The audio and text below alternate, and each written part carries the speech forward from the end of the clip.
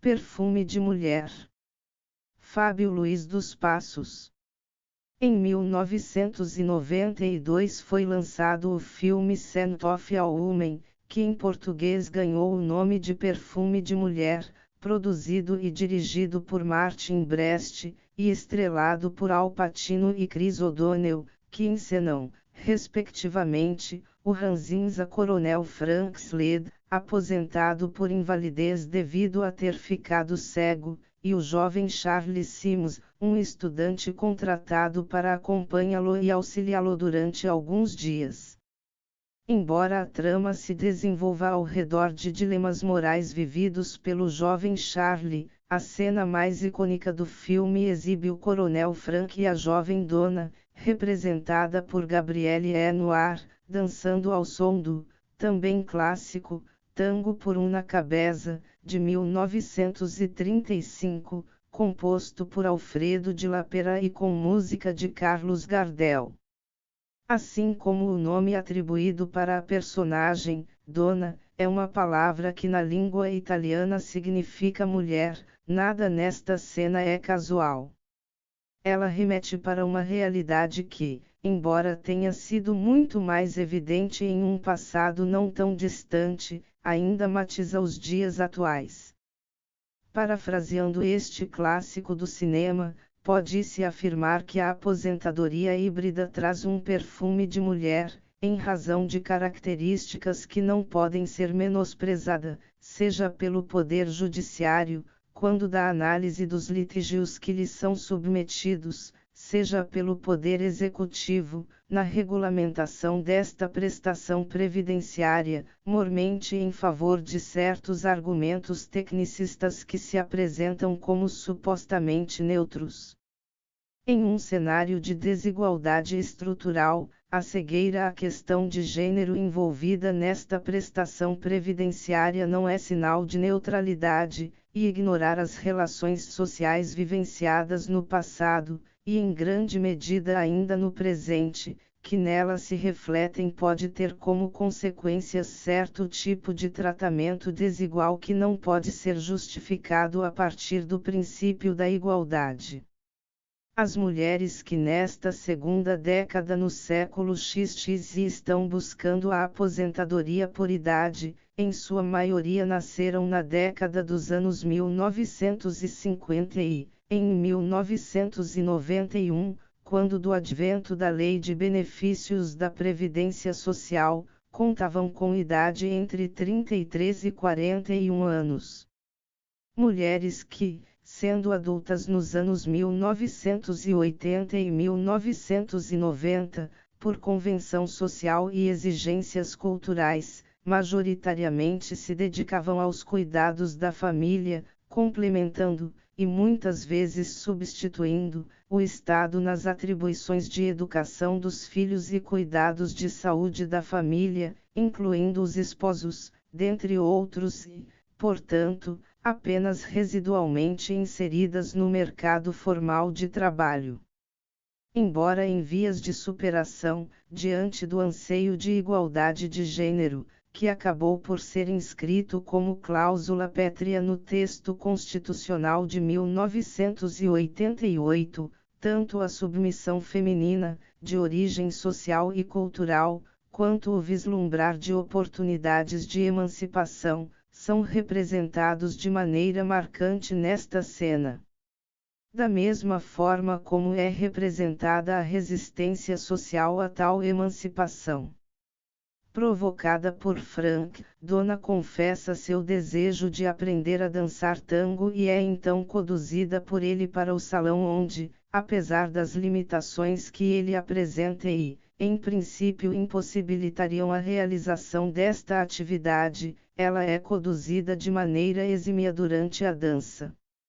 Ao final da dança o seu namorado, Michael, representado por David Lennox Barry, chega ao restaurante e a retira daquela convivência social, frustrando aquela oportunidade de aprendizagem e aquele momento de emancipação no qual Donna vislumbra a satisfação de um desejo próprio. Michael a reconduz às atribuições que, como mulher, lhe são inerentes, e ao papel que a sociedade espera dela. Se atualmente esta não é a realidade dominante em relação às mulheres adultas, embora não se possa esquecer dos inúmeros estudos que demonstram as ainda atuais desigualdades de carreiras e de remuneração quando comparadas com os homens, não se pode ignorar aquela realidade a que as mulheres que hoje, idosas, buscam a aposentadoria foram submetidas quando jovens e adultas. O legislador foi sensível a esta realidade quando, já no final da primeira década do século XX, mitigou, sem as restrições que nos anos 1990 entendeu cabível para a aposentadoria por tempo de contribuição, os requisitos para o acesso à aposentadoria por idade, por meio da Lei 1171822008.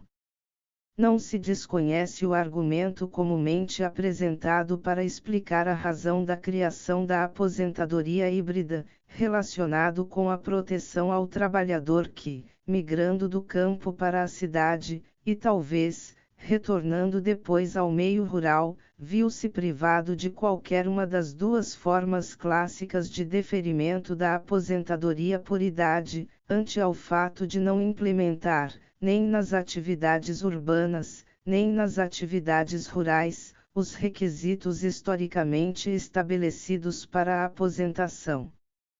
Porém, tal argumento não invalida ou desprestigia as constatações e o argumento de gênero aqui apresentados, passíveis de demonstração estatística.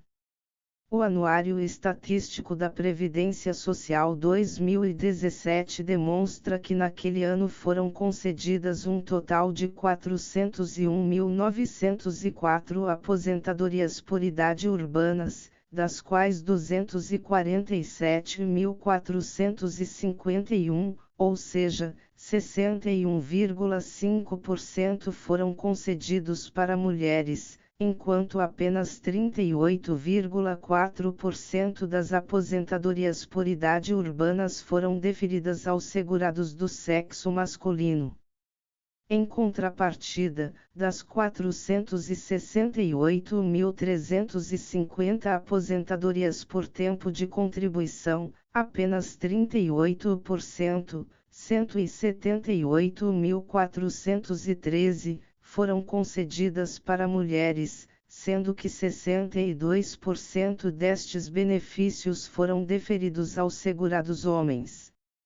A partir destas informações já é possível vislumbrar um cenário no qual as aposentadorias por tempo de contribuição, na forma vigente até o advento da S 103/19, ou seja, sem a exigência de uma idade mínima para o seu deferimento, ao passo em que demandam um longo histórico de formalidade laborativa e profissional, são prestações tipicamente masculinas.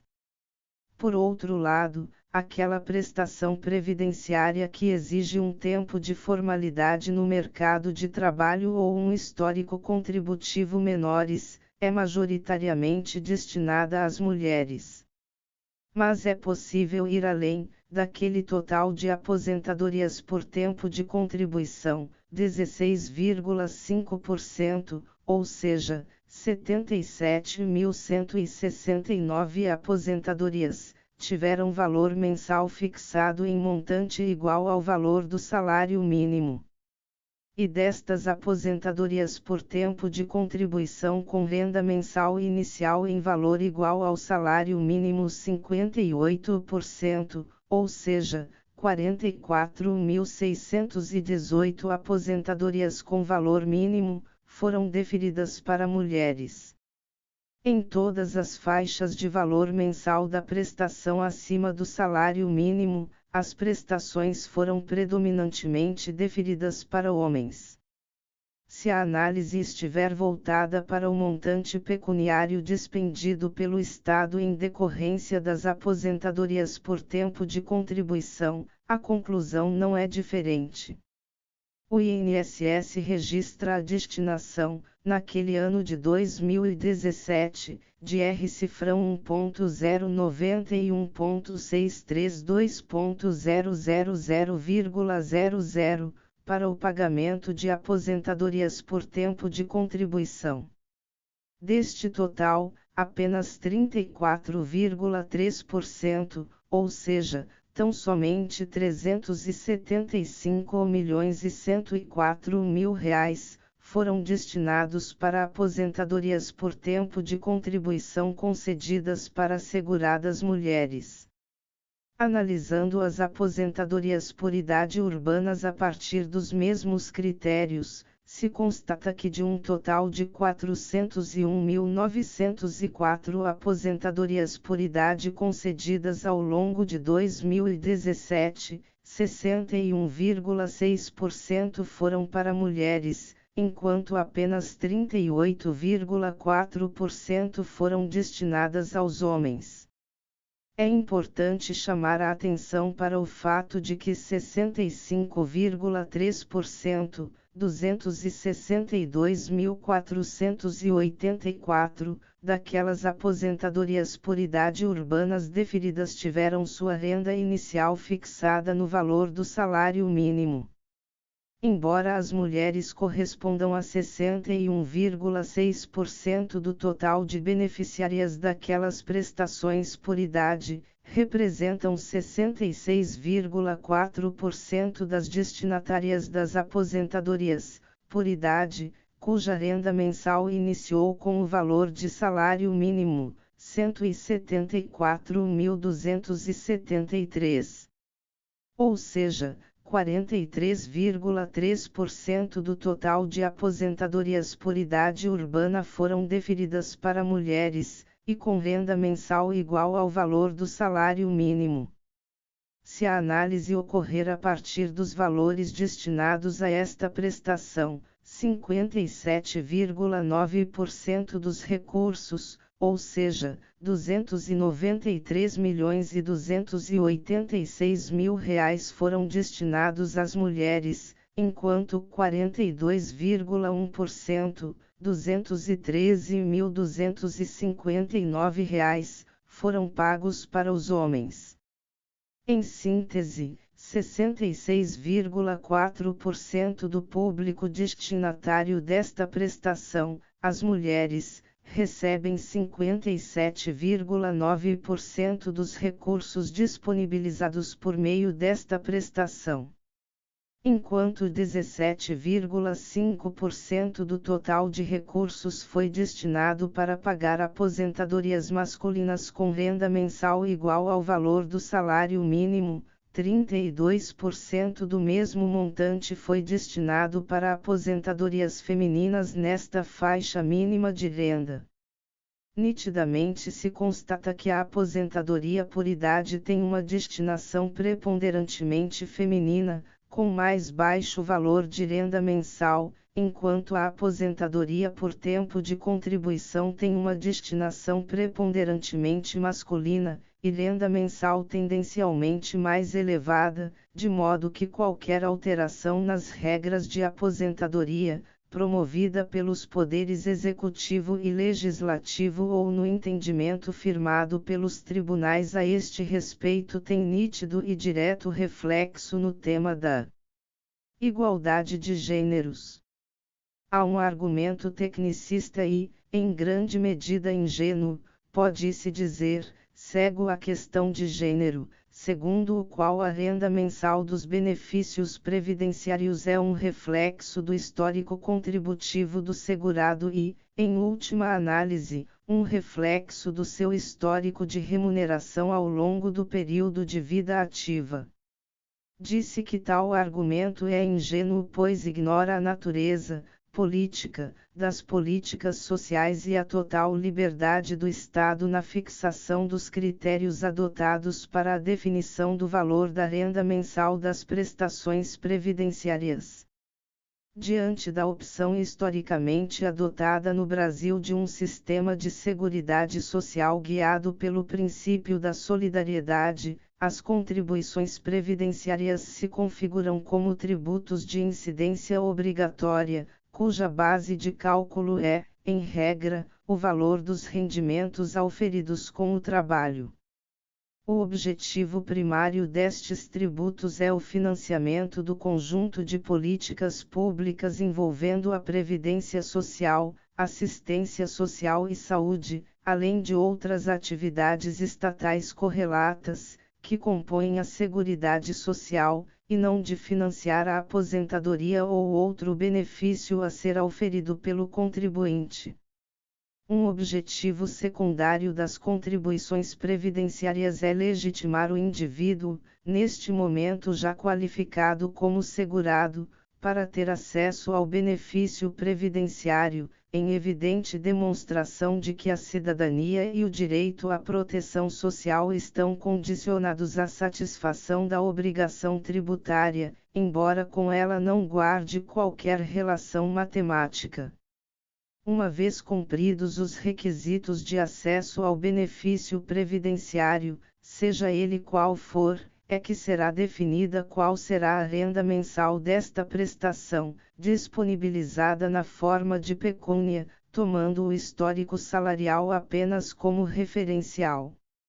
Embora Casal Tanabás afirme que os regimes previdenciários contributivos apresentam uma lógica de comutatividade, ou seja, uma relação sinalagmática direta, pois possibilitam aos respectivos beneficiários, que também são contribuintes, prestações pecuniárias destinadas tanto a substituir os rendimentos da atividade profissional perdidos como a compensar a perda de capacidade de trabalho. O mestre português logo esclarece que o sistema previdenciário está baseado em uma relação sinalagmática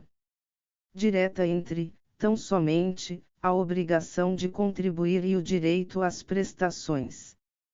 Não há uma relação sinalagmática entre o montante das contribuições recolhidas e o montante das prestações a receber.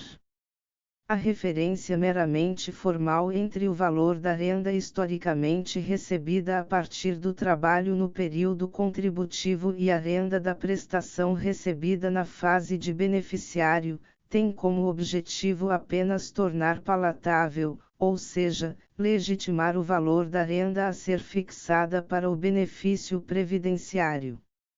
A este respeito, bem esclarecem Coberdo, Ortega e Lima ao afirmar que,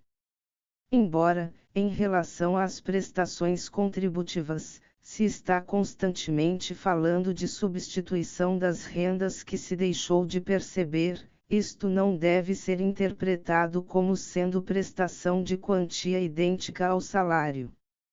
Pelo contrário, o que existe é uma correlação, apenas relativa, entre ambas as magnitudes, correlação que se consegue tomando como referência as bases de cotizações anteriores à produção da situação de necessidade, bases que, como se sabe, estão relacionadas com o salário que o trabalhador percebe.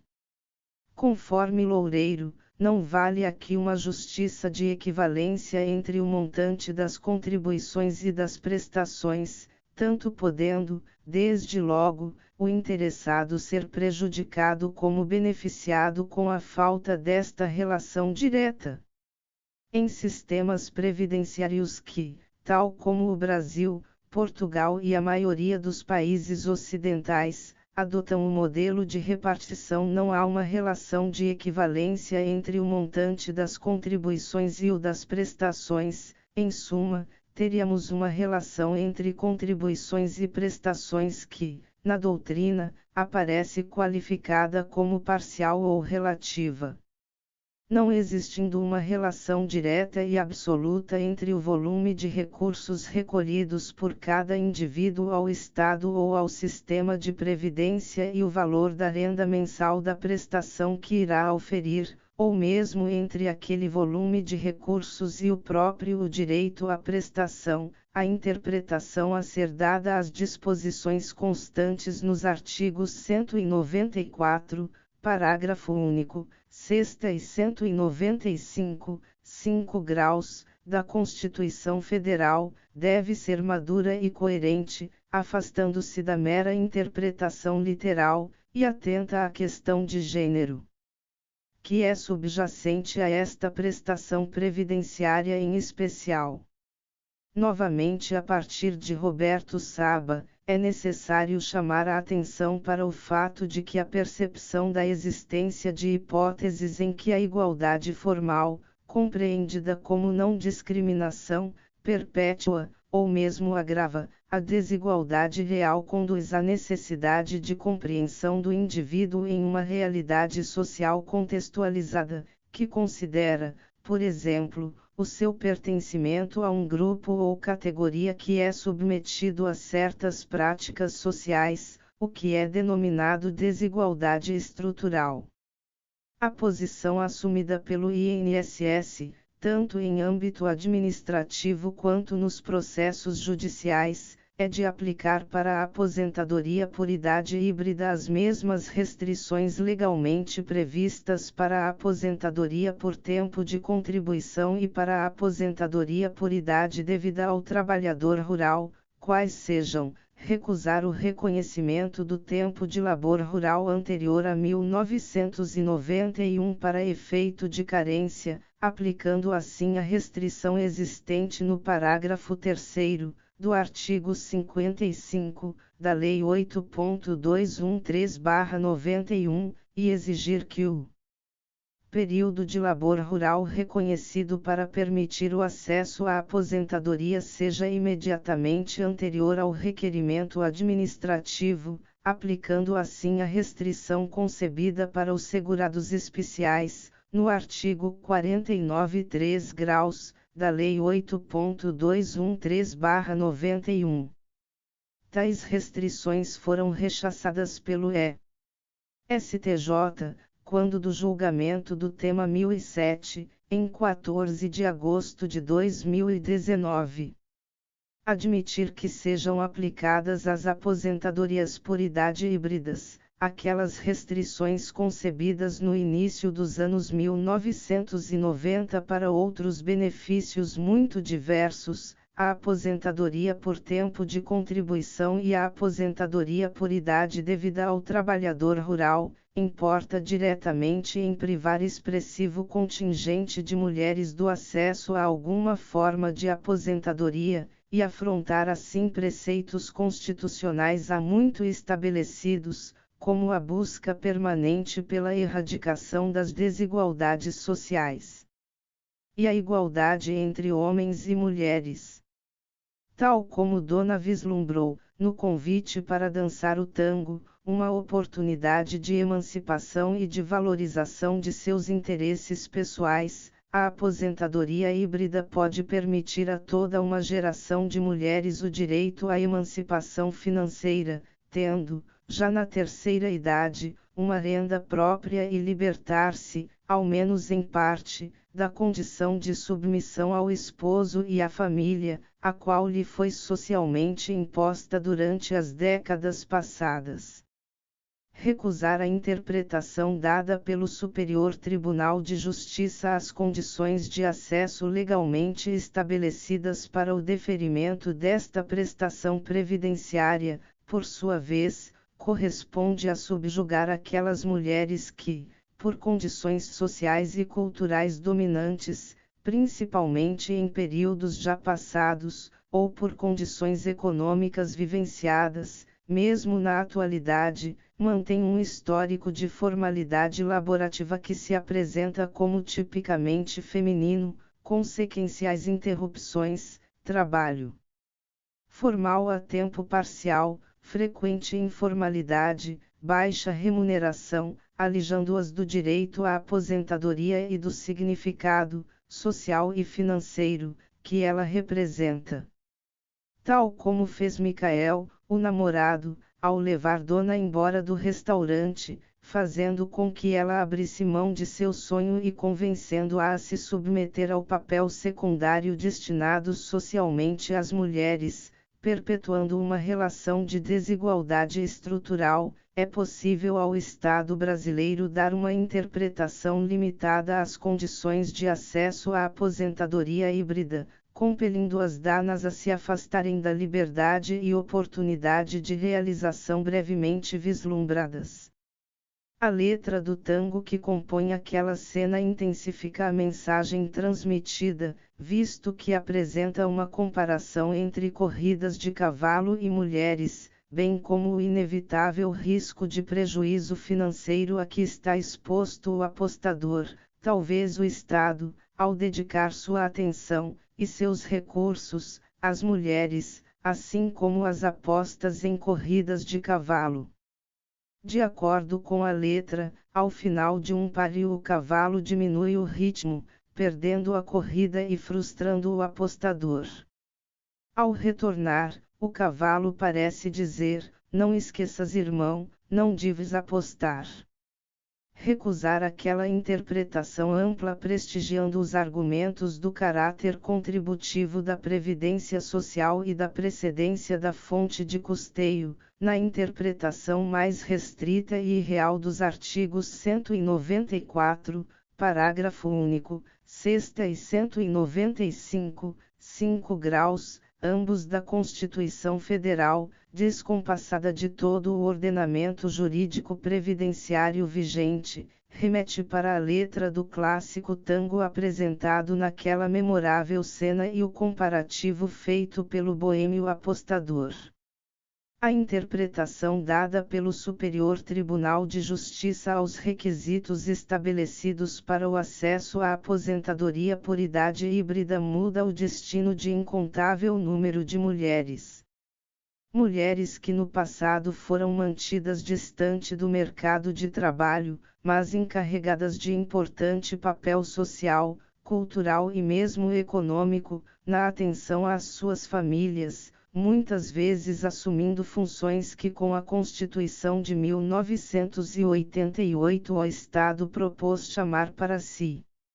Mulheres que mesmo na atualidade vivem uma realidade de precariedade laboral, discriminação e mesmo invisibilidade econômica.